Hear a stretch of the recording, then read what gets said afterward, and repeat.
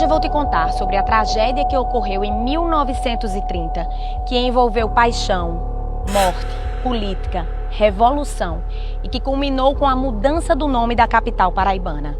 Para isso, eu vou te falar sobre a história de 3 personagens principais desse enredo. Anaíde Beiriz era uma jovem professora e poetisa absolutamente destemida. Ela decidiu viver de acordo com os seus ideais e, por causa disso, foi incompreendida, julgada e culpada por um crime que não cometeu. De cabelos curtos e vestida de forma elegante à moda das cidades grandes, Anaíde recitava poemas em saraus frequentados por homens, defendia o voto feminino, previa a emancipação das mulheres e, o mais escandaloso para a sociedade, não tinha receio de se apaixonar. Anaíde teve um tórrido romance com um advogado também paraibano chamado João Dantas, com quem trocava cartas de amor, nas quais celebravam o contentamento e o particular deleite que só sentem aqueles que amam e que são amados. Anaíde morava na atual cidade de João Pessoa e Dantas em Recife, motivo das trocas das cartas detalhadas que exibiam os momentos de intimidade que passavam juntos. João Dantas foi o homem que matou João Pessoa. O final da sua vida foi tão distinto que as pessoas acabam esquecendo de contar sobre a história desse personagem.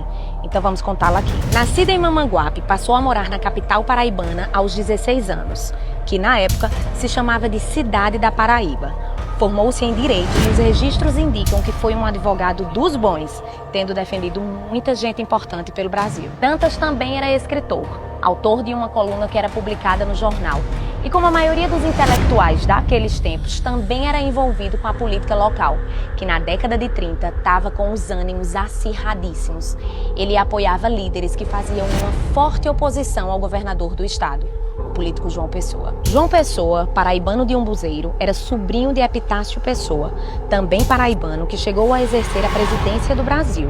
Esse apoio lhe rendeu vários cargos importantes e João Pessoa passou a ser um político de tanto destaque no cenário daqueles tempos, que foi anunciado como vice-presidente na chapa de Getúlio Vargas, nas eleições que estavam bem próximas de acontecer. Os defensores de João Pessoa alegam que ele exercia uma política de vanguarda, combatendo o poder nas mãos dos velhos coronéis que mandavam e desmandavam nas suas áreas. Já a oposição aduz que João Pessoa governava apenas para o litoral, esquecendo-se das particularidades do interior da Paraíba, como a seca e a pobreza daquele povo. Os registros históricos indicam, contudo, um fato que é incontroverso. João Pessoa não economizava a máquina pública quando o objetivo era perseguir os seus adversários políticos, a exemplo de João Dantas. Segundo o historiador Rafael Virgínio, ele mandou a polícia prender e torturar o seu irmão Joaquim Dantas, invadiu e destruiu com um incêndio a fazenda de propriedade da sua família e, por fim, o fato mais conhecido.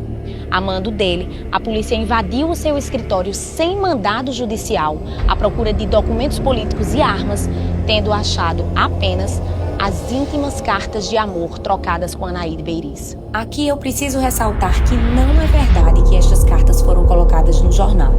A União publicou que foram encontrados documentos que ligavam João Dantas ao cangaço. E, além disso, segundo a historiadora Ana Maria César, foi publicada uma nota que qualificava Dantas como degenerado e informava a existência de escritos íntimos e sensuais que, por não poderem ser publicados, já que ofenderiam ao decoro comum, estariam disponíveis na delegacia para quem quisesse ver, o que acarretou a formação de filas.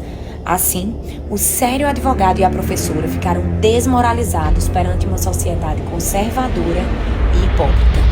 Indignado com o ocorrido e sabendo da situação delicada de sua amada, João Dantas se dirigiu à confeitaria Glória, que ficava na cidade de Recife, e lá protagonizou uma das maiores tragédias da Paraíba. Matou a tiros o governador do estado, João Pessoa.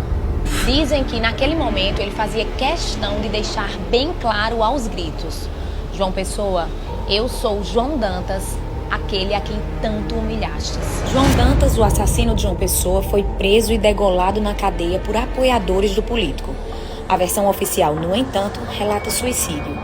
Anaíde Beiriz foi encontrada morta poucos dias depois por envenenamento. Mas antes disso, ela foi julgada pela própria sociedade como o motivo principal de toda a tragédia. Uma mulher leviana e, quem sabe, amante dos dois. A cidade de Paraíba teve o seu nome alterado em homenagem ao político logo após a sua morte, recebendo a denominação de João Pessoa, nome que tem sido altamente questionado por historiadores e estudiosos do tema.